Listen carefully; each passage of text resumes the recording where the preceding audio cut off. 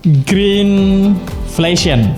Jadi ini tadi malam ada satu kata yang buat saya itu menarik banget karena kata ini sebenarnya adalah kata yang baru, greenflation, dari kata green dan inflasi, term baru yang ngetren setelah orang itu mulai sadar betapa perubahan iklim itu nyata di dunia ini. Jadi kemudian muncullah term itu. Nah, apa artinya? Artinya adalah kurang lebih adalah kenaikan harga barang atau jasa yang disebabkan oleh kebijakan dan tindakan yang diambil untuk mencapai keberlanjutan lingkungan di masa depan.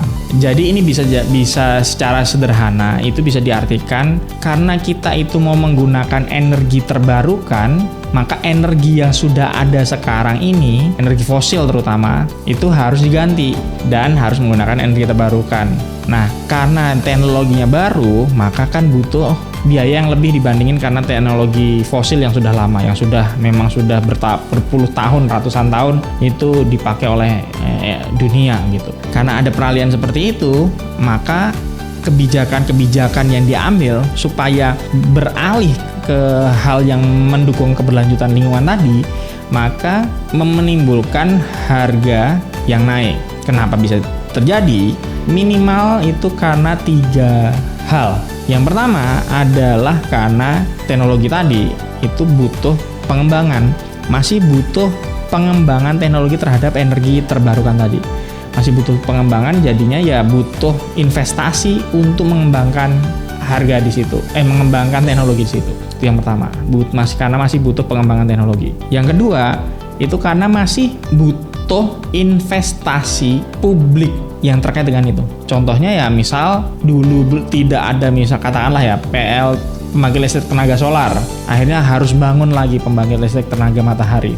Butuh investasi baru kan, dan itu butuh biaya. Dan yang ketiga, karena harus ada paksaan, harus ada intervensi dari pemerintah terhadap perubahan penggunaan energi ini, maka energi-energi yang lama, energi yang dari fosil itu terpaksa harus ada pajaknya. Nah, karena ada pajaknya, maka otomatis harganya pun harus naik. Nah, terus hubungannya apa? Ya kita contoh saja. Misal karena ada kebijakan greenflation ini, maka pajak atas batu bara mau tidak mau harus naik. Pajak atas batu bara, penggunaan batu bara itu naik, maka hampir seluruh PLTU di Indonesia yang menggunakan batu bara, otomatis biaya operasionalnya pun naik. Karena biaya operasionalnya naik, maka mau nggak mau, suka nggak suka, harga jual listriknya harus juga naik. Karena harga jual listriknya naik, maka masyarakat yang menggunakan listrik tadi juga terdampak. Salah satu golongan yang terdampak tentu saja UMKM. UMKM yang terdampak karena harga listrik naik, mau tidak mau akan menaikkan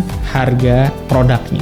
Karena salah satu elemennya naik listrik tadi. Ini UMKM, belum yang kalau ngomongin industri. Misal katakanlah industri yang benar-benar butuh listrik, industri garment, industri tekstil, butuh listrik banget untuk mesin jahitnya. Itulah yang dimaksud dengan greenflation. Jadi memang greenflation ini adalah hal yang tidak bisa dihindari ketika kita mau beralih dari teknologi yang lama ke teknologi terbarukan. Supaya apa? Supaya kehidupan dunia ini menjadi lebih bisa berkelanjutan untuk anak cucu kita. Kalau kaitannya dengan debat cawapres ini nggak kurang fair untuk dijelaskan karena waktunya 2 menit. Ini padahal bukan hanya level kebijakan 1-2 tahun, mungkin bisa kebijakan 5 tahun, mungkin bisa kebijakan 10 tahun, bahkan mungkin bisa kebijakan puluhan tahun seperti itu. Karena teknologi kita akan harus menggantikan teknologi yang lawas, yang lama, yang sudah kita pakai puluhan tahun, mungkin ratusan tahun, ke teknologi baru. Sangat-sangat multidimensi gitu. Nggak akan cukup dijelaskan dalam waktu 2 menit. Oke, itu aja mengenai greenflation. Sip, terima kasih.